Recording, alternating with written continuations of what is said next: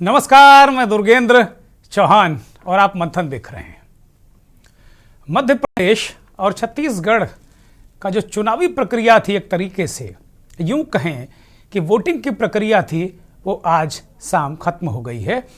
मध्य प्रदेश की 230 विधानसभा सीटों और छत्तीसगढ़ की बाकी बची 70 विधानसभा सीटों के लिए शुक्रवार को वोट डाले गए। मध्य प्रदेश में लगभग 71% वोट पड़े, तो छत्तीसगढ़ में भी 69% से थोड़ा ज़्यादा लोगों ने वोट डाले। एमपी में 5.6 करोड़ वोटरों में 2,72,00,000 महिला वोटर हैं और इस बार एमपी में बम्पर वोटिंग महिलाओं ने आगे निकल कर की है। तकरीबन 61% महिलाओं ने अपने मताधिकार का इस्तेमाल किया है। इसी तरीके से छत्तीसगढ़ में भी महिलाओं ने खूब बढ़ चढ़ कर वोट डाले हैं, लेकिन इन दोनों राज्यों में बहुत बड़े बड़े दावों के बाद भी इन दोनों राज्यों में अगर देखा जाए तो हिंसा खूब हुई है। मध्य प्रदेश में छतरपुर में एक कांग्रेस के विधायक के ड्राइवर पर कार चढ़ाकर उसकी हत्या करने का आरोप, उसे मार दिया गया। इस तरह की खबरें हैं। इंदौर में गोलीबारी हुई। मध्य प्रदेश के महू, छतरपुर और इंदौर, तमाम इन इलाकों में गोलीबारी, तलवारबाजी और फायरिंग, पथराव की घटनाएं भी सामने आई हैं। नक्सली वारदात छत्तीसगढ़ में हुई है। पोलिंग पार्टी लौट रही थी शाम को, देर शाम उस वक्त नक्सलियों ने आईईडी ब्लास्ट करके एक आईटीबीपी के जवान को उड़ा दिया। एक जवान इस हमले में शहीद हुआ।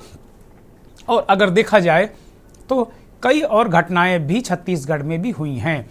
ये ऐसा देखने को शायद नहीं चाहिए था, या ऐसा देखने को नहीं मिलना चाहिए था। ये बात, अगर हिंसा की बात करते हैं तो ये आप 90 के दशक, 80 के दशक, 2000 तक भी मान सकते हैं कि हिंसा की घटनाएं चुनाव में होती रही हैं। लेकिन जब हाईटेक सब कुछ हो जाए, बहुत बड़े बड़े दावे, हजारों पुलिस पर्सनल पूरे प्रदेशों में चुनाव करा रहे हों और पूरे देश में केवल अगर मतदान की बात करें तो आज मध्य प्रदेश और छत्तीसगढ़ में ही था, उसके बाद भी हिंसा हो, ये अपने आप में कहीं ना कहीं सिस्टम की ओर इशारा करता है। सिस्टम ढीला है, ऐसा ये हिंसा इस बात को परिलक्षित करती है। अगर तुलना की जाए तो 2018 में मध्य प्रदेश में तकरीबन 75.63% वोट पड़ा था और साल 2000 में अगर इसकी तुलना की जाए तो जैसा मैंने कहा 71% से थोड़ा ज़्यादा 71.11% मतदान हुआ है। इसी तरह अगर छत्तीसगढ़ में लें तो दूसरे चरण का मतदान, पहले चरण में छत्तीसगढ़ में भी खूब वोट पड़े थे, तकरीबन 72% से अधिक वोट पड़े थे और दूसरे चरण में शुक्रवार को 67.94% वोट पड़े हैं। साल 2018 से इसकी तुलना की जाए तो कुल मतदान छत्तीसगढ़ में 77.23% हुआ था। तो कुल मिलाकर अगर देखा जाए तो ये मतदान दोनों जगह 2018 के मुकाबले कम हुआ है। और अगर इसका एक और कोण देखें तो महिला वोटर बड़ी संख्या में निकल कर आए हैं। अगर तुलना करें तो मध्य प्रदेश के में 2,72,00,000 महिला वोटर हैं, उनमें 62% लगभग यूँ कहें कि 61% से थोड़ा ज़्यादा महिलाओं ने मतदान किया है। तो ये बड़ी आबादी है और आधी आबादी का ये जो रुझान है चुनावों के प्रति, कहीं ना कहीं ये कोई संकेत और संदेश दे रहा है। ज़बरदस्त मतदान भी संकेत देता है। जब ज़्यादा मतदान होता तो ये माना जाता है या तो सत्ता विरोधी लहर है या कोई पार्टी बहुत प्रचंड बहुमत से सत्ता में आ रही है। लेकिन मध्य प्रदेश और छत्तीसगढ़ में महिला आधी आबादी ने जिस तरीके से बढ़ चढ़ कर वोट दिया है, वो एक तरीके से बहुत सारी उम्मीदें भारतीय जनता पार्टी की तरफ जगा गई हैं। क्योंकि लाडली बहन योजना का मसला अगर है तो लगभग 1,32,00,000 लाडली बहनों को जो सीधे डीबीटी के माध्यम से जो पैसे भेजे गए वो बहुत असरकारी क्या साबित होंगे, ये बड़ा सवाल है। वहीं छत्तीसगढ़ में जिस तरीके से बीजेपी ने महिला वोटरों को रिझाने के लिए माफ़ कीजिएगा, उन्हें एक तरीके से कन्विंस करने के लिए, रिझाना शब्द ठीक नहीं है महिला वोटरों के लिए, उन्हें कन्विंस करने के लिए या उन्हें अपनी पाले में करने के लिए वहाँ भी छत्तीसगढ़ में भी भूपेश बघेल की सरकार ने 15,000 रुपये सालाना देने का ऐलान किया है। जैसे यहाँ लाडली बहनों को 1,200 रुपया और फिर बाद में इसे बढ़ाकर 3,000 तक ले जाने की बात शिवराज सरकार ने किया है। तो कुल मिलाकर अगर देखा जाए तो ये मध्य प्रदेश का चुनाव, इसको हम महिला वोटरों के एंगल से आज देखने की कोशिश करेंगे, क्योंकि बहुत सारे एंगल, बहुत सारी लाभार्थी का एंगल हो सकता है, मुफ्त बिजली, मुफ्त कर्ज माफ़ी, जाति जनगणना, बहुत सारे एंगल हैं। जाति जनगणना एक बड़ा एंगल है इस चुनाव में, लेकिन महिला वोटर किसका राज तिलक करेंगे, ये बड़ा सवाल है।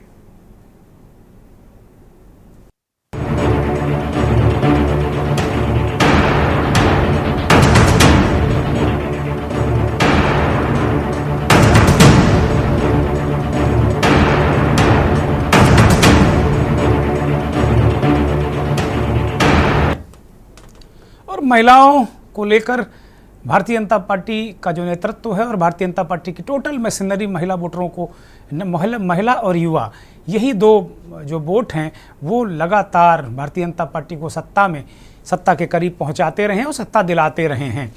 अगर बिहार की बात करें तो नीतीश कुमार को महिला वोटरों ने वोट देकर सत्ता में वापसी कराई और उनका गठबंधन जब एनडीए के साथ था वो सत्ता में दोबारा 13 जितनी बार, कई बार वो सत्ता में आ चुके, लेकिन इस बार जो पिछला चुनाव था, इसी तरीके से शिवराज सिंह चौहान को भी या उनकी सरकार को या बीजेपी को भी पूरा भरोसा है कि लाडली बहनें उन्हें सत्ता का राज तिलक जरूर करेंगी, सत्ता पर बैठाकर राज तिलक जरूर करेंगी। लेकिन कमलनाथ जो वहाँ के पूर्व सीएम हैं वो कुछ अलग तरीके से बातें करते हैं। वो कह रहे हैं कि भाई ठीक है, ऐन वक्त पर के बजाय 5 साल की जो हमने गारंटी दी है उसको लेकर वोट हुए हैं, मतदान हुआ है। दावे अपने अपने तरीके से हैं। रुझानों में कांग्रेस पार्टी एज में आती दिख रही थी, छत्तीसगढ़ में भी कांग्रेस पार्टी को एज है, लेकिन आज सब कुछ अंदर हो गया, एक तरीके से पेटियों में बंद हो गया। पेटियां वही एक तरीके से पेटी के आकार के ही ईवीएम होते हैं और उनको एक पेटी में ही, एक अटैची नुमा पेटी में बंद किया जाता है। तो कुल मिलाकर एमपीसीजी में जो वोटिंग का ट्रेंड रहा उसमें महिला वोटरों ने चौंकाया आज, और ये अपने आप में एक अलग तरीके का संकेत और संदेश दे रही हैं। हिंसक घटनाएं स्क्रीन पर आपके तमाम हिंसक घटनाएं भी हुई दोनों राज्यों में, और गोलीबारी की घटनाएं हुई। अगर देखें तो आसपास लगातार कांग्रेस और बीजेपी के कार्यकर्ताओं में झड़प हुई, गोलीबारी भी हुई, महू में तलवारबाजी भी हुई, बहुत सारी इस तरह की घटनाएं हुई।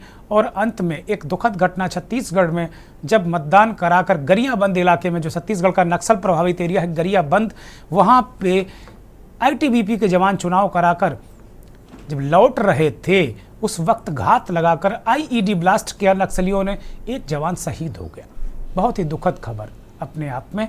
इन सब चीज़ों, उन रास्तों पर एक तरीके से सवाल यही उठता है कि क्या जो पोलिंग पार्टी हैं, पुलिस पार्टी हैं, उनके आने जाने वाले रास्तों पर क्या कोई कार्रवाई जैसी स्थिति नहीं थी? क्या कोई वहाँ पर कोई पिकेटिंग नहीं थी? क्या कोई गश्त नहीं थी, जो इस तरीके से नक्सलियों को खुलेआम हमले का मौका मिला? ये बहुत दुखद घटना है। इसी तरीके की घटना इंदौर में भी गोलीबारी हुई है। जहाँ जहाँ चुनाव वाला टक्करी था वहाँ भी गोलीबारी हुई। केंद्रीय मंत्री नरेंद्र सिंह तोमर का जहाँ इलाका, जहाँ से वो चुनाव लड़ रहे हैं, दिमनी, वहाँ पर भी गोलीबारी और फायरिंग की घटनाएं हुई हैं। तो हिंसा मध्य प्रदेश और छत्तीसगढ़ में जो हिंसा का ट्रेंड रहा वो थोड़ा डिफरेंट रहा। छत्तीसगढ़ में नक्सली हिंसा देखने को मिली, लेकिन मध्य प्रदेश में यूपी और बिहार वाली हिंसा के दर्शन हुए।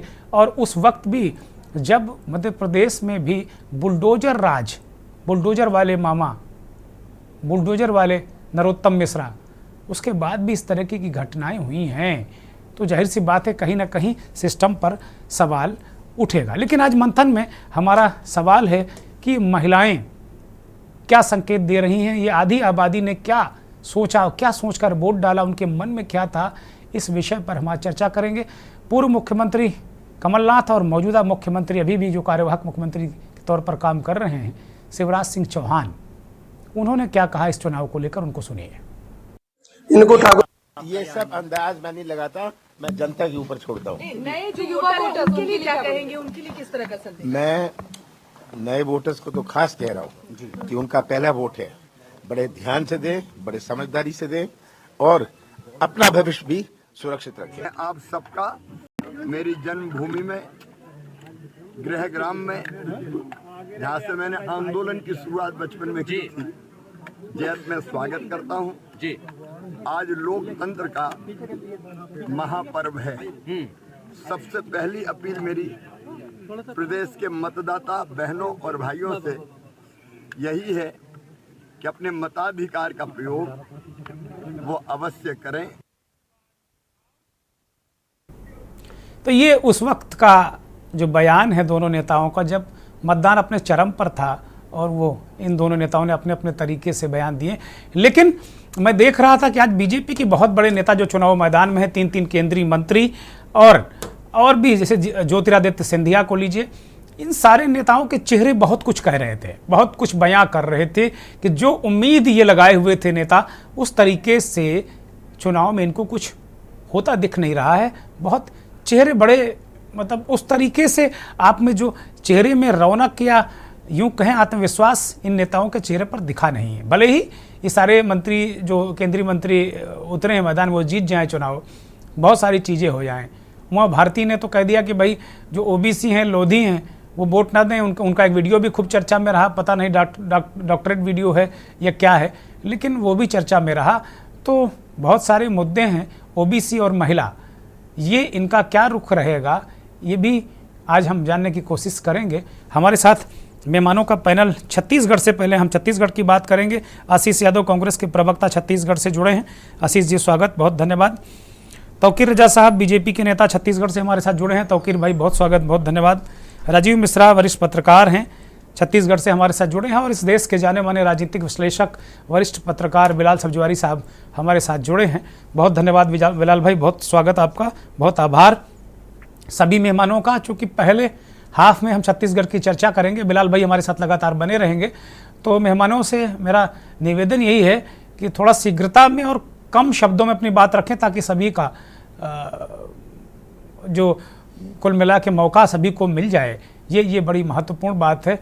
मैं कांग्रेस के नेता आशीष यादव से मंथन की शुरुआत करूंगा। आशीष, अगर देखा जाए तो आधी आबादी ने, चाहे मध्य प्रदेश हो, छत्तीसगढ़ हो, बहुत खुलकर निकलकर दमदारी के साथ में वोट दिया है।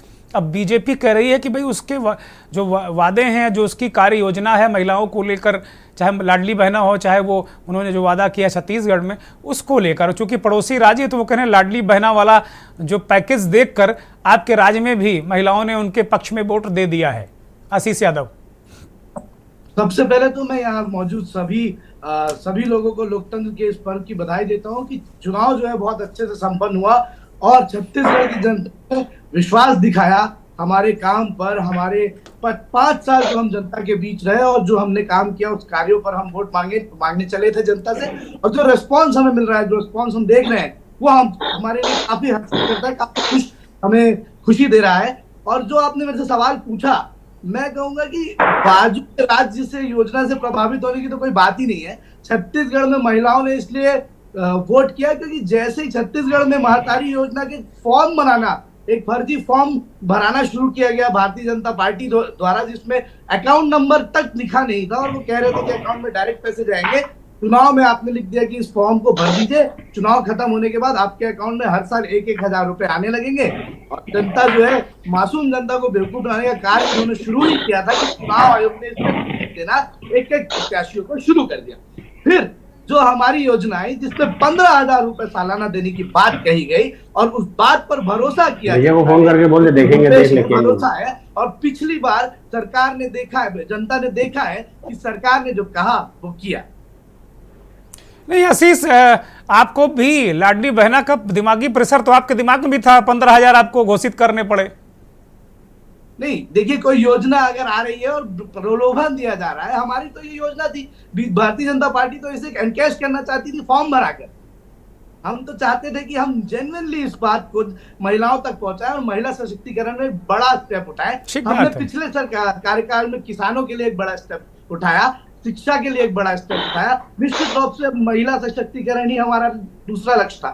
तौकीर रजा, वो कह रहे हैं महिला सशक्तिकरण आप लोगों ने फर्जी फॉर्म भराए और पता नहीं क्या अकाउंट क्या कर दिया, लेकिन घोषणा तो इनको भी करनी पड़ेगी, 15,000 हम देंगे। तो क्या ये लाडली बहना ने छत्तीसगढ़ तक मार की है क्या, जो योजना है आपकी? देखिए, ऐसा है कि इनकी स्थिति इसी कारण से बिगड़ती नजर आती चली आ गई जब इन्होंने हमारे घोषणा पत्र संकल्प पत्र करने डिक्लेयर होने के बाद अपना घोषणा पत्र डिक्लेयर कर दिया। उसके 3-4 दिन बाद इनको याद आया कि हमने कुछ भूल गया है, और उसके बाद देखा कि जिस प्रकार से हमको श्रेय मिला, जिस प्रकार से हमारे को जनता ने, महिलाओं ने हाथों हाथ उठाना शुरू कर दिया, तो घबरा कर लबरा मुख्यमंत्री, जो झूठे मुख्यमंत्री, भ्रष्टाचारी मुख्यमंत्री ने क्या करा, 15,000 का फिर से लालच देने की कोशिश कर। लेकिन क्या करें, जनता तो पहले से ठान बैठी थी कि हम तो अब परिवर्तन करके रहेंगे। देखिए, इन्होंने जमीनी स्तर पर जाकर अगर तो कोई काम किया ही नहीं, सिर्फ घपला किया। मुझे लगता है बाकी लोग माइक बंद कर लें, तौकीर रजा बोल रहे हैं, बाकी लोग माइक बंद कर लें क्योंकि डिस्टरबेंस हो रहा है। तौकीर रजा बोलिए। जी, तो देखिए, ऐसा इन्होंने जमीनी स्तर पे कोई कार्य किया नहीं है। कौन सा कार्य किया, जरा बताइए। ऐसी 5 कोई ऐसा योजना बता दी जिसका इन्होंने उद्घाटन भी किया होगा और आज वो योजना पूरी कंप्लीट आ जाकर वही हो ग्राम स्तर पे। इन्होंने कुछ नहीं किया। जो जो हमारी योजनाएं थी बस उस वही चलते रही। रोड तक नहीं बनाई, कोई एक नई रोड नहीं बनाई, चाहे वो बस सरगुजा से लेकर बस्तर तक, और बस्तर से लेकर राजनांदगांव तक, राजनांदगांव से लेकर रायगढ़ तक आप जाइए, कहीं भी इन्होंने एक भी नई रोड नहीं बनाई। जो भी हाईवे बने, नेशनल हाईवे बने, वो भी केंद्र सरकार के पाले में रहे। इनके पाले में तो कुछ था ही ठीक है। नहीं। इनके पाले में महिलाओं ने आपको वोट दिया कि नहीं दिया भाई? तौकीर रजा, महिलाओं ने वोट दिया आपको? बिल्कुल महिलाओं ने दिया, खास तौर पर महिला मातृशक्ति ने हमको सबसे ज्यादा वोट दिया। उसका कारण बता रहे हैं कि जो हमने जो महिलाओं के लिए सम्मान योजना जो लाई है, उसके कारण से महिलाओं ने हमें हाथों हाथ रखा। साथ ही साथ जो 1.5 लाख रुपए कन्या जो पैदा होती है उसको हम 1.5 लाख रुपए देंगे। उसके कारण से भी हमारी जो मातृशक्ति है, जो महिलाओं ने ज्यादा बढ़ चढ़कर हिस्सा लिया और ज्यादा से ज्यादा वोट दिया।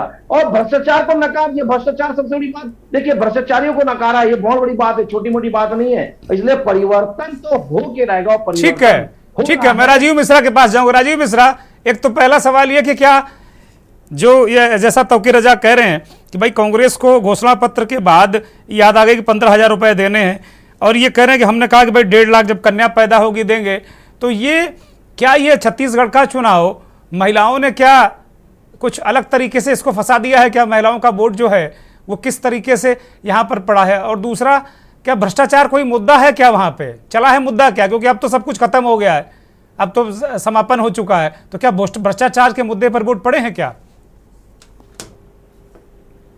अनम्यूट करिए राजीव मिश्रा। हाँ बोलिए राजीव जी, बोलिए। राजीव जी सुन नहीं पा रहे हैं हम आपको, अनम्यूट करिए। जी हेलो। हाँ बोलिए। महिलाओं ने जो वोट डाले हैं उससे भ्रष्टाचार के मुद्दे तो साइड किनारे हो गए। जिस प्रकार भाजपा और कांग्रेस ने मतदाताओं को लोभ लुभावन बातें की, 12,000, 15,000, 10,000, 1.5 लाख रुपए, ये इससे महिला मतदाताओं में थोड़ी सी निराशा और रोष जरूर, आक्रोश जरूर नजर आया कि क्या ये पार्टियां हम मतदाताओं को सिर्फ खरीद फरोख्त की एक वस्तु समझने लग गई है, और इससे जो है नाराजगी महिलाओं में दिखी है। ये बात सही है कि परिवर्तन जो पिछले कुछ दिनों में जो महादेव और दुनिया भर के ऐप के बारे में जो मतदाताओं ने जो सुना, जनमानस में जो खबरें गई, भ्रष्टाचार की बात आई, इससे मतदाताओं में आक्रोश तो था ही। और ये दूसरी बात ये है कि जिस प्रकार कांग्रेस और भाजपा ने एक दूसरे पर जो घोषणा पत्र के जरिए माध्यम से कहो कि जो 12,000 और 15,000 की बात कही, इससे मतदाताओं में नाराजगी बहुत थी। हाँ, ये बात सही है कि छत्तीसगढ़ में मतदाताओं का प्रतिशत थोड़ा सा कम रहा, क्योंकि मतदान धीमी गति से हुआ। और जो हाँ, पिछली बार के मुकाबले भी कम हुआ है, पिछली बार के मुकाबले बहुत कम हुआ है वो अगर देखा जाए तो। अगर टोटल देख लें हम तो पिछली बार कुछ ज्यादा हुआ था, इस बार कम हुआ है। तो इसको भी किस तरीके से देखा जाना चाहिए राजीव मिश्रा? हम जो 25-50 जो बूथों में हम गए, जो हमने देखा, वहाँ कुछ बूथों में मशीनों की गड़बड़ियां भी नजर आई, जो जिसके कारण मतदान थोड़ा सा प्रभावित हुआ। एक कारण वो भी है। और इस बार जो प्रशासन की जो बहुत तगड़ी व्यवस्था थी, इसके चलते जो लोग प्रत्याशियों के प्रतिनिधि और जो एजेंट होते हैं, जो घर घर से लोगों को निकालने के काम करते हैं, उस पर इस बार रोक लगी, जिसके कारण जो है, क्योंकि प्रशासन ने स्वयं से ही एक आम जनता से अपील की थी बड़ी संख्या में मत डालने की, उसके कारण जो है ये थोड़ा सा मतदान इस बार कम हुआ है। लेकिन फिर भी एक जो लोगों में एक वो है कि सरकार जिसकी भी हो, भ्रष्ट सरकार नहीं होनी चाहिए, साफ सुथरी सरकार होनी चाहिए, जनता के हित की बात करे ऐसी सरकार होनी चाहिए। ठीक बात है बिलाल भाई, राज बदलेगा ये रिवाज, छत्तीसगढ़ के मामले में क्या देखते हैं आप? और भ्रष्टाचार का जो मुद्दा ऐन वक्त पर आखिरी समय बीजेपी ने उछाला, और महिला का एंगल, जरा इनका विश्लेषण कीजिए। देखिए दुर्गेंद्र जी, इस मौजूदा चुनाव को न ही तो मैं लाडली बहना योजना के दृष्टिकोणों से देख रहा हूं, और न ही मैं किसी तरह की योजनाओं के माध्यम से देख रहा हूं, और न ही राज के माध्यम से देख रहा हूं, न ही रिवाज के माध्यम से देख रहा हूं। दरअसल भारतीय जनता पार्टी अगर इन चुनावों में हारती है तो मैं इसको एक राजनीतिक दृष्टिकोण से देख रहा हूं जी। दरअसल इन 5 राज्यों के चुनावों में अगर आप बहुत ही गौर से इसको माइन्यूटली ऑब्जर्व करें, क्योंकि आप एक विद्वान पत्रकार हैं और पॉलिटिक्स की अच्छी समझ रखते हैं, तो आप ये पाएंगे कि इन 5 राज्यों के चुनाव में जो भारतीय जनता पार्टी के केंद्रीय नेतृत्व का जो हस्तक्षेप रहा है, उसकी वजह से भारतीय जनता पार्टी चुनाव हारेगी, ना कि राज्यों के छत्रप के माध्यम से। अगर भारतीय जनता पार्टी ने समय रहते हुए राज्यों के अंदर एंटी इनकम्बेंसी को लेकर जो दृष्टिकोण अपनाया है, जिस तरह से क्षेत्रीय छत्रपों को दबाकर रखने की कोशिश की है, जिस तरह से टिकट डिस्ट्रीब्यूशन में उनको साइडलाइन करने की कोशिश की है, चाहे वो राजस्थान में वसुंधरा हो, और चाहे वो मध्य प्रदेश में शिवराज सिंह चौहान हो, चाहे वो छत्तीसगढ़ में रमन सिंह हो, तो भारतीय जनता पार्टी का राज्य के चुनाव में जरूर से ज्यादा हस्तक्षेप और इस पूरे चुनाव को नरेंद्र मोदी सेंट्रिक करके लड़ना मेरी नजर में सबसे बड़ी ब्लंडर है, क्योंकि ये चुनाव नरेंद्र मोदी जी के चेहरे पे लड़ा जा सकता था, लेकिन अगर आप क्षेत्रीय छत्रपों को विश्वास में लेते तो डबल इंजन के साथ ही आप चुनाव जीत सकते थे। और भारतीय जनता पार्टी जितनी सक्षम पार्टी है, भारतीय जनता पार्टी जितनी शक्तिशाली पार्टी है, भारतीय जनता पार्टी की जो आज तक रणनीति रही है, भारतीय जनता पार्टी की जो परफॉर्मेंस रही है, भारतीय जनता पार्टी के पास वो सारे संसाधन मौजूद हैं जिसके माध्यम से वो चुनाव आराम से जीत सकती थी। लेकिन जितने भी इंडिकेटर सामने आ रहे हैं, जितने भी सर्वे सामने आ रहे हैं, वो ये बताता है कि भारतीय जनता पार्टी अगर चुनाव हारती है तो केंद्रीय नेतृत्व की राज्यों के प्रति अपनाई गई गलत रणनीति की वजह से हारेगी। तौकीर रजा साहब, क्या ऐसा नहीं लगा कि ओवरशैडो हो गया जो क्षेत्रीय नेतृत्व था, क्षेत्रीय छत्रप थे? ये बड़ी बड़ी महत्वपूर्ण बात बिलाल साहब उठा रहे हैं। वो कह रहे हैं कि भाई ठीक है, लाडली बहना भी हो सकता है, तमाम बातें वो उसके घटक हो सकते हैं, अवयव हो सकते हैं, कंपोनेंट हो सकते हैं, लेकिन नट सेल में अगर ओवरऑल देखेंगे आप तो क्या ये कारक बन सकता है क्या कि ये क्या कहीं नेता ओवरसाइड हो? हार जीत की बात अभी नहीं कर रहे हैं, क्योंकि आप भी दावा करेंगे कि नहीं हम बिल्कुल प्रचंड बहुमत से आ रहे हैं, और कांग्रेस भी दावा कर रही, तो वो बातें हम नहीं कर रहे हैं। हम करें कहीं ना कहीं आपका जो क्षेत्रीय नेतृत्व है या जो अस्थायी नेतृत्व है, वहां का स्थानीय नेतृत्व है, क्या वो ओवरसाइड हुआ? क्या ऐसा लग रहा है? जी बिल्कुल नहीं। देखिए, ये कैडर बेस्ड पार्टी है। हमारे यहाँ नेतृत्व जो है नीचे से लेकर ऊपर तक और ऊपर से लेकर नीचे तक हम बिल्कुल एक सूत्र पे, एक नीति और रीति पे कार्य करने वाले लोग हैं, और हमारे यहाँ जो कह दिया जाता है हम उसे करने के लिए, अक्षरशः पालन करने के लिए प्रतिबद्ध रहते हैं। आपने देखा होगा कि माननीय हमारे चाहे मोदी जी आए हों। अनम्यूट करिए, मेरे पास ज्यादा वक्त नहीं है। आशीष यादव जी सर, कहीं ऐसा तो नहीं लग रहा कि भ्रष्टाचार जैसे मुद्दे कोई महत्वपूर्ण हो गए हों और आपको दिक्कत आ जाए? आशीष यादव, बिल्कुल नहीं। अभी तौकीर सर बोल रहे थे कि सिलेंडर पे भी भारतीय जनता पार्टी जो है सब्सिडी देगी। इनकी केंद्र में इतने सालों से सरकार है, इन्होंने चाहा अगर होता महिलाओं के लिए ये देना तो कब का दे दिए होते। चुनाव में ये क्यों ये लेकर आए, ये सब जानते हैं। कांग्रेस पार्टी ने ये वादा किया है कि सिलेंडर पर 500 रुपए सब्सिडी देगी तो सिलेंडर मिलेगा, ये महिलाओं के लिए किया गया है। और रही बात भ्रष्टाचार की, तो भ्रष्टाचार के जो जितने मुद्दे इन्होंने उठाए, जितने भी मुद्दे इन्होंने उठाए, वो चुनाव के कुछ महीने पहले या अंतिम महीने में या इस तरीके से प्लान करके उठाए गए कि वोटर जब वोट देने जाए तो उसके दिमाग में ये मुद्दे रह जाएं और पिछला किया हुआ विकास कैसे भी ब्रेन वॉश हो जाए और वो वोट में तबला है। चाहे कांग्रेस पार्टी हो, चाहे इनके जो सहयोगी दल हो, कि ओबीसी जनगणना और आरक्षण का जो वादा किया सरकार आएगी तो हम करेंगे, क्या इसका कोई असर दिखा है नीचे तक? आप मानते हैं क्या कि जाति जनगणना का कोई जो ये कह रहे हैं, प्रलोभन दे रहे हैं, या जो भी कहें आप उसको, तो क्या उसका असर दिखा, उस पर वोट पड़े हैं क्या?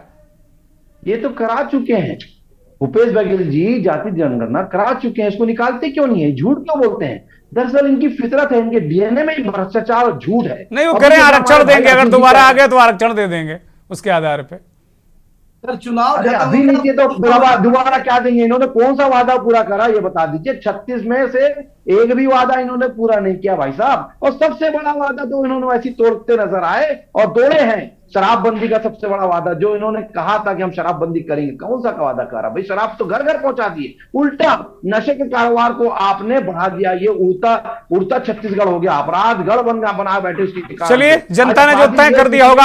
आशीष से छोटी सी टिप्पणी कि भाई आप वादा करके मुकर क्यों जाते हैं? जनगणना भी करा लेते हैं, उसको आम नहीं करते, लागू नहीं करते, कहते हैं शराबबंदी करेंगे, मुकर जाते हैं, भाई रेवेन्यू है, बड़ा गरीब राज्य है। ये वादा खिलाफी का नुकसान नहीं उठाना पड़ेगा आपको? जनता देखेगी कि आप भाई वादा खिलाफ हैं। आप वादा पूरा किया है भूपेश सरकार ने, 36 में से 34 वादे हमने पूरे किए हैं। और रही बात शराबबंदी की, तो शराबबंदी को प्रोसेस में लाकर हमने ही चालू किया।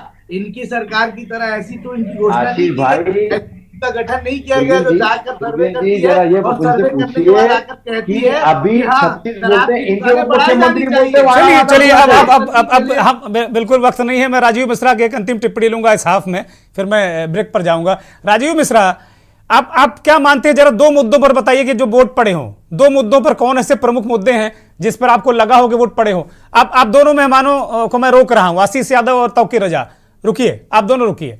राजीव मिश्रा जी बोलिए, वो कौन से दो बड़े मुद्दे हैं जिन पर वोट पड़े हैं, ऐसा लग रहा है आपको? जी मैं आपको बता दूं, टोटली छत्तीसगढ़ में बाकी जो है इस बार कांग्रेस भाजपा की लड़ाई सिर्फ विकास और उनके मुद्दों से हटकर सिर्फ आरोप और प्रत्यारोप की रही है कि मुख्य जो बात हुई है भ्रष्टाचार, कांग्रेसियों की भ्रष्टाचार को भारतीय जनता पार्टी ने पूरी तरह से भुनाया है। ये जरूर रही है महादेव ऐप जो वाली बात जो आई, उसमें भारतीय जनता पार्टी थोड़ा सा विलंब की, और जो उसका कारण ही था कि जो 5 साल, मैंने पहले भी पिछले डिबेट में ही मैंने कहा था कि 4 साल भारतीय जनता पार्टी सोती रही, आखिरी साल में जब वो जाग कर सामने आई तो समझ में आया कि नहीं, जनता के पास इससे अच्छा मुद्दा। बहुत शुक्रिया, बहुत शुक्रिया। बिलाल सब्जवारी साहब हमारे साथ बने रहेंगे। बाकी मेहमानों का बहुत शुक्रिया, हमसे जुड़ने के लिए बहुत बहुत धन्यवाद। और मैं ब्रेक पर जाऊंगा, ब्रेक से लौटूंगा तो मध्य प्रदेश की बात होगी, मध्य प्रदेश के मेहमान जुटेंगे और वहां के पत्रकार भी हमारे साथ जुड़ेंगे। एक ब्रेक ले रहा हूं।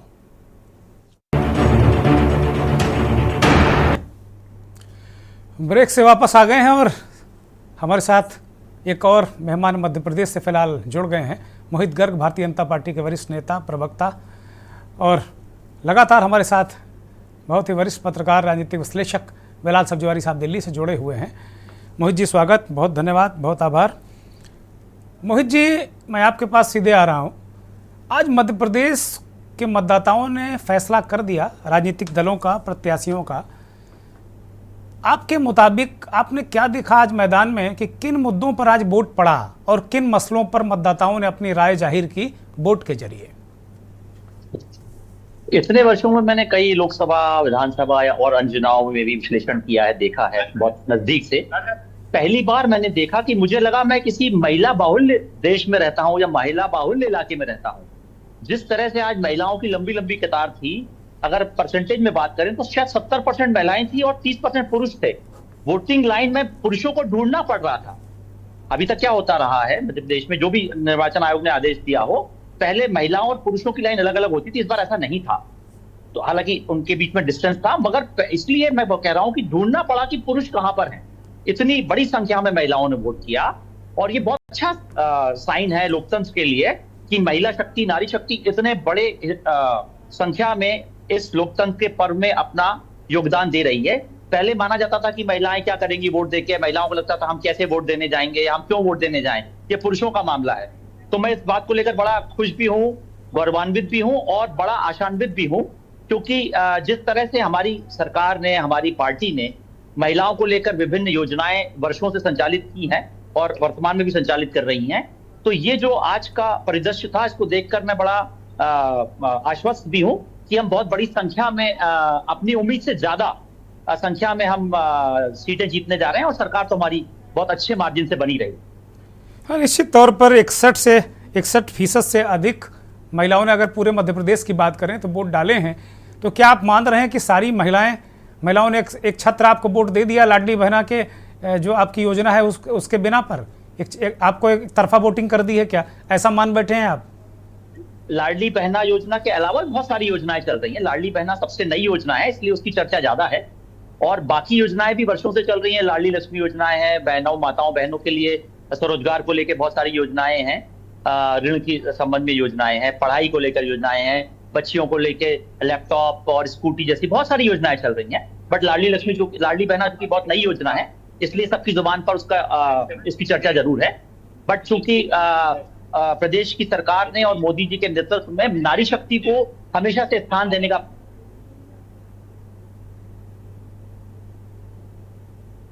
आपकी आवाज नहीं मिल रही मोहित जी।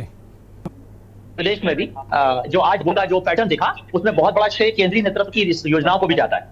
ठीक है, मैं बिलाल भाई के पास जाता हूं। बिलाल भाई, अगर महिलाओं के एंगल से देखें, ठीक है, आपने एक अलग तरीके का विश्लेषण किया इस कार्यक्रम के जो शुरुआती दौर में, लेकिन जैसा बीजेपी के नेता ये कह रहे हैं कि भाई आज तक उन्होंने इतनी भीड़ महिलाओं की देखी नहीं, पहले महिलाओं की अलग लाइन लगती थी, अब एक ही लाइन में सब लोग रहे, जो भी चुनाव आयोग की व्यवस्था हो या ऐसी कोई व्यवस्था तत्कालिक रूप से स्थानीय स्तर पर जहाँ इन्होंने देखा वहाँ हो गई हो, लेकिन इतनी बड़ी तादाद में महिलाओं का निकलना क्या संकेत देता है? किस तरीके का विश्लेषण, पूर्व के अनुभव, आगे का विश्लेषण, मौजूदा स्थिति, इसको कैसे देखते हैं बिलाल भाई? दुर्गेंद्र जी, यकीनन अगर महिलाओं का टर्न आउट वोटिंग परसेंटेज में अधिक बताया जा रहा है, जैसे अभी ने बताया, तो इसको कई दृष्टिकोणों से देखा जा सकता है। हमारे पास एक आधिकारिक आंकड़ा है बिलाल भाई, 61% से थोड़ा ज्यादा महिलाओं का वोट पड़ा है, 61% से, और 2,78,00,000 महिला मतदाता हैं मध्य प्रदेश में। तो देखिए, इसमें दोनों पहलू छुपे हो सकते हैं, लेकिन ये इसकी कोई गारंटी नहीं दी जा सकती कि महिला वोटर किस मुद्दे पर वोट कर रही है। ये तो सामग्री के माध्यम से पता लग जाता है कि महिलाओं का टर्नआउट ज्यादा है, लेकिन ये इससे ये अनुमान लगा लेना कि वो योजना पर ही वोट कर रही है। ये साउंड म्यूट की जाए। कहाँ की साउंड है बिलाल भाई की आवाज नहीं आ रही? साउंड पैनल के लोग ध्यान रखें इसको, साउंड लीक कर रही कहीं से, साउंड लीक कर रही, इसको ठीक करा जाए।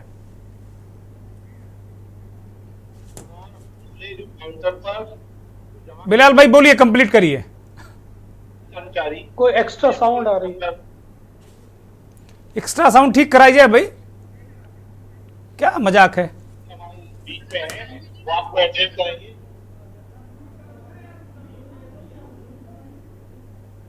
आनंद तारण, कांग्रेस के प्रवक्ता, वरिष्ठ नेता, हमारे साथ भोपाल से जुड़े हैं। आनंद जी, बहुत स्वागत, बहुत धन्यवाद, बहुत आभार आपका के न्यूज़ को वक्त देने के लिए। बहुत बहुत शुभकामनाएं आपको और मोहित जी को भी, दोनों दलों को मेरी शुभकामनाएं।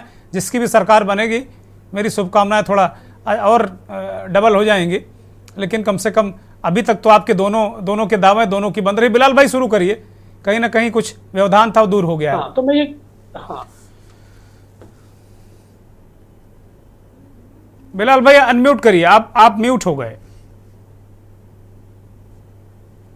बिलाल भाई म्यूट हो गए, आप अनम्यूट करिए।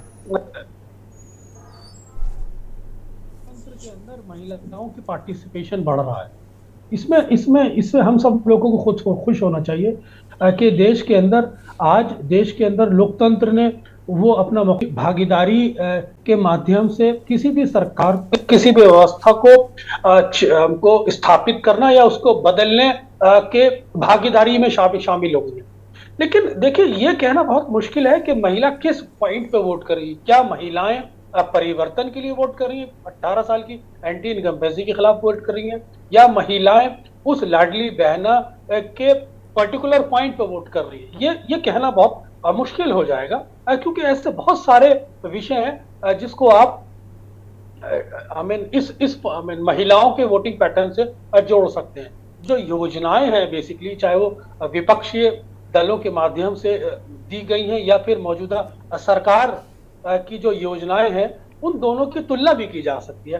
लेकिन मौजूदा अगर आप ओवरऑल इसको एक अंडर करंट भी मान लें, तो इस अंडर करंट की अभी तक कोई रिपोर्टिंग या इस तरह की इस अंडर करंट की ऐसी कोई न्यूज या इस अंडर करंट का ऐसा कोई अनुभव किसी सर्वे के माध्यम से तो बाहर नहीं आया है जिसके आधार पर यह कहा जा सके कि मध्य प्रदेश की महिलाएं लाडली बहना योजना को चुनकर ही वोट कर रही है।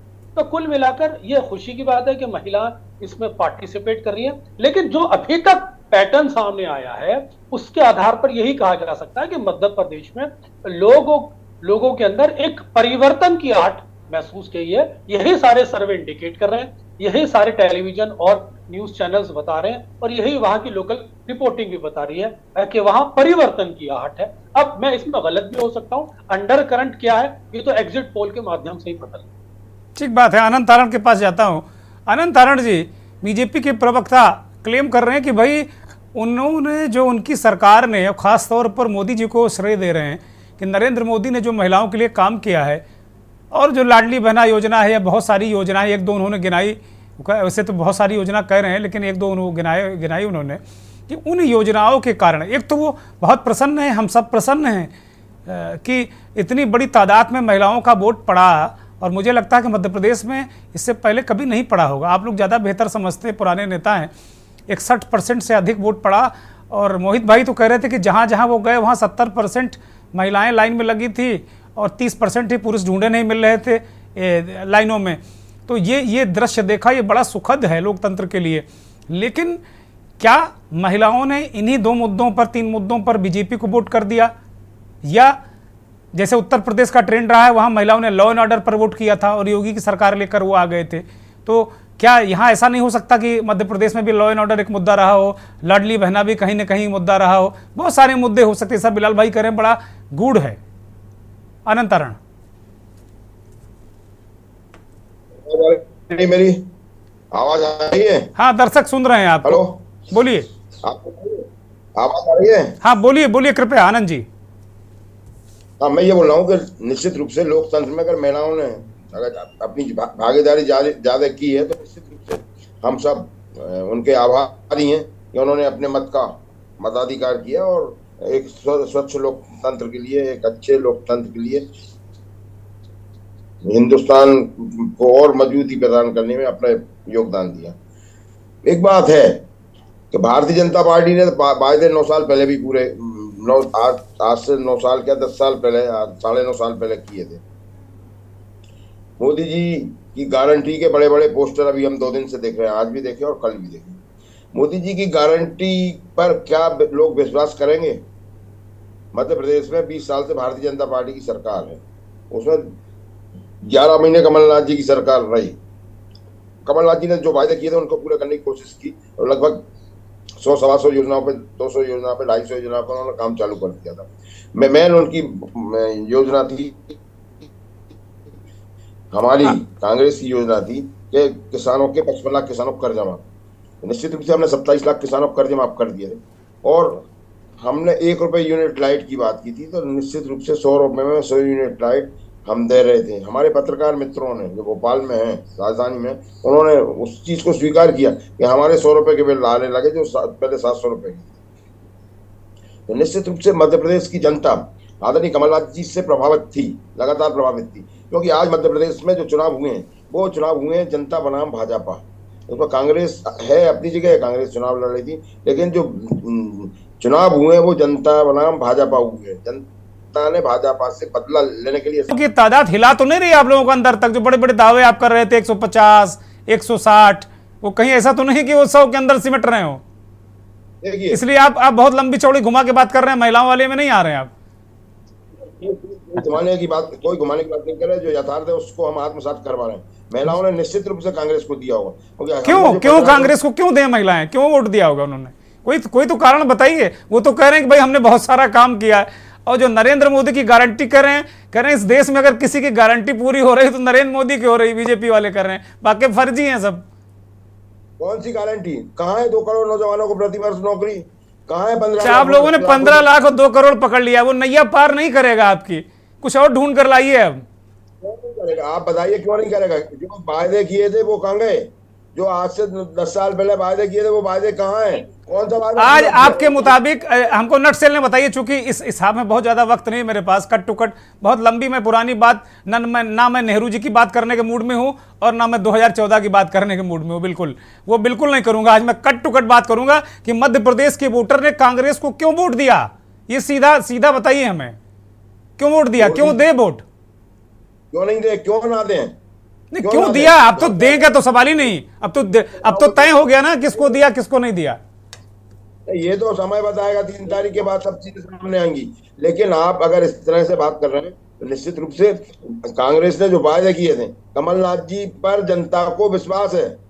आपने देखा होगा भारतीय जनता पार्टी की सभाओं में जनता की हालत और कांग्रेस की सभाओं में जनता की हालत, तो ये सब चीजें सामने है। मोदी जी की सभाओं में भी लोगों ने देखा है। राहुल अच्छा, ये ओबीसी वाला मुद्दा चला, आप लोगों ने एक ठो लेकर आए थे, आपके नेता राहुल गांधी कह रहे थे ओबीसी जिसकी जितनी हिस्सेदारी उसकी उतनी संख्या भारी, क्या वो स्लोगन दिया था, वो मुद्दा चला, दिखा कहीं आपको? क्यों नहीं चलेगा? वो आप देख लेना, आप 3 तारीख के बाद आपको सब समझ में आएगा। निश्चित रूप से आने वाले समय में कांग्रेस की सरकार बनेगी, भारतीय जनता पार्टी हाशिए पे चली जाएगी। मैंने आपके चैनल पे पहले भी बोला था और आज भी बोल रहा हूँ कि भारतीय जनता पार्टी को मध्य प्रदेश में 60 सीटें मिलेंगी, उसमें आप 10% प्लस कर लें, 10% माइनस कर लें, इससे ज्यादा भारतीय जनता पार्टी को मैं लिख रहा हूँ, देखिए ये कागज है और ये कलम है, मैं लिख रहा हूँ अनंत तारण, और 3 तारीख को बुलाएंगे आपको। आप 60 से 70 के बीच में कह रहे हैं, हम आएंगे और आपके साथ बैठ के चर्चा करेंगे। और निश्चित रूप से बहुत गंभीरता के साथ मैं बात कर रहा हूँ कि भारतीय जनता पार्टी हाशिए में जाएगी। और ये लिख ले, आज आपने लिख ही लिया ना? लिख लिया, ये कलम गवाह है कि हमने लिख लिया। बिल्कुल लिखिए। अरे आपकी कलम के कारण ही तो हम मजबूत है भाई। अगर आपकी सशक्त कलम है और आपकी ईमानदारी के चौथे स्तंभ की आप पूजा कर रहे हैं तो निश्चित रूप से हम आपके साथ। चलिए मोहित जी के पास जाता हूँ, आनंद भाई मोहित जी के पास जाता हूँ। मोहित जी, ये कह रहे हैं कि भाई आप तो 70-72 में सिमट रहे हैं, कहाँ आप ख्वाब पाले हुए हैं कि लाडली बहना और क्या क्या आप लोग पता नहीं क्या क्या सपने बुन लिए हैं। नहीं तो इनसे पूछिए कि ये हमेशा जब बात करते हैं तो इनका प्रेडिक्शन कितना सही होता है। लोकसभा, अच्छा देखिए, लोकसभा विधानसभा के बाद जब इनकी सरकार 15 महीने 11 महीने कह रहे थे, 15 महीने सरकार रही इनकी, 15 महीने सरकार के बाद उपचुनाव हुए।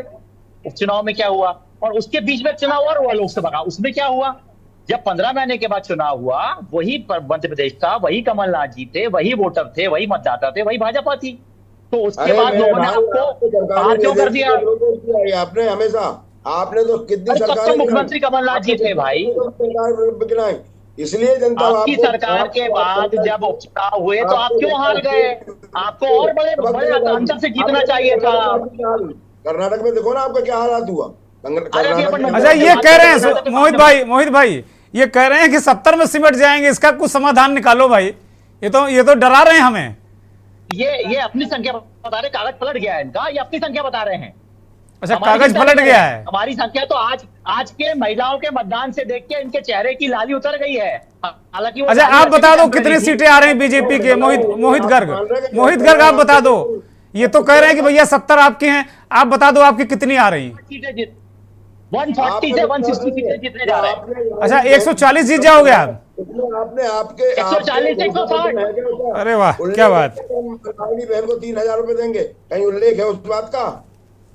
जो योजना हम चला रहे हैं बार बार क्यों करें? वो तो हम चला ही नहीं, वो तो हमारी घोषणा ऑलरेडी है। जो नई घोषणा करनी थी वो हमने करी, मैंने क्या बोला? घोषणा तो करी हुई है। पत्र में है क्या वो? हम बार बार एक ही बात को क्यों रिपीट करें? तो हमारे वचन पत्र में है, आपके घोषणा पत्र में है क्या 3000 रुपए हम देंगे?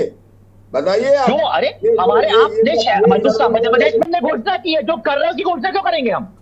हमारी सैकड़ों घोषणा। चलिए, बाद में लड़ लीजिएगा आप लोग, सरकार 3 दिसंबर के बाद लड़ लीजिएगा। जो सत्ता में रहेगा वो दूसरा वाला आंदोलन करेगा, विपक्ष वाला। दोनों अच्छी बात है, लोकतंत्र के लिए सत्ता पक्ष और विपक्ष दोनों बड़े इंपॉर्टेंट होते हैं।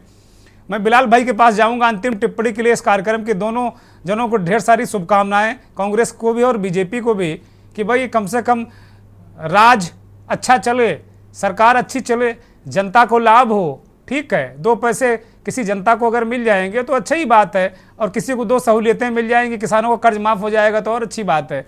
बिलाल भाई, एक अंतिम टिप्पणी आपकी चाहता हूँ इस मुराद के साथ में कि अगर इन 2 राज्यों में बीजेपी ने सत्ता छीन ली या कांग्रेस काबिज हो गई तो फिर राष्ट्रीय परिदृश्य किस तरीके का होगा दोनों स्थितियों में? बिलाल भाई, ये अंतिम टिप्पणी है इस कार्यक्रम की आपकी। जी, अगर देखिए दुर्गेंद्र जी, बहुत ही स्पष्टता के साथ अगर आप इस विषय को इस दृष्टिकोण से भी देखें, अगर मध्य प्रदेश और छत्तीसगढ़ में मान लीजिए कि भारतीय जनता पार्टी चुनाव जीतने में कामयाब हो जाती है, तो फिर आप प्रधानमंत्री नरेंद्र मोदी को 2024 में भी नहीं रोक सकते, और अगर भारतीय जनता पार्टी हार जाती है तो फिर प्रधानमंत्री नरेंद्र मोदी जी के लिए 2024 बहुत मुश्किल हो जाएगा।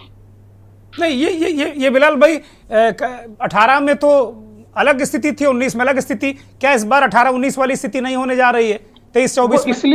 इसलिए मैं ये कह रहा हूं क्योंकि लोकसभा चुनाव इन 5 राज्यों के चुनाव के टाइमिंग के एतबार से बहुत क्लोज है, इसलिए जो नैरेटिव बनेगा वो लोकसभा तक लीड करेगा। अच्छा, ठीक है, बहुत शुक्रिया बिलाल भाई। मोहित गर्ग बहुत शुक्रिया आपका। आनंद तारण जी बहुत शुक्रिया, बहुत धन्यवाद सभी मेहमानों का, और तमाम उन दर्शकों का बहुत शुक्रिया, बहुत आभार जो के न्यूज़ को देखते हैं, हमारे इस खास कार्यक्रम मंथन को देखते हैं। वास्तव में बड़ी पते की बात बिलाल सब्जवारी ने कही कि अगर बीजेपी ने मध्य प्रदेश और छत्तीसगढ़ जीत लिया या 5 राज्यों में उसने ज़्यादा राज्य जीत लिए तो फिर नरेंद्र मोदी 24 में उन्हें कोई रोक नहीं सकता। और लेकिन अगर इसके उलट हो गया, विपक्ष ने अगर यही स्कोर कर दिया तो बहुत मुश्किलें होने वाली हैं, क्योंकि बहुत सारे राजनीतिक विश्लेषक इस बात को कह रहे हैं कि अब पिछली बार की तरह नहीं होगा कि 18 में 5 राज्यों में 3 राज्य कांग्रेस जीत गए और 19 में प्रचंड बहुमत मिल गया नरेंद्र मोदी को। ऐसा होने वाला नहीं है, क्योंकि बहुत सारे डायनेमिक्स, बहुत सारे समीकरण, बहुत सारा माहौल बदल चुका है। बहुत धन्यवाद, नमस्कार।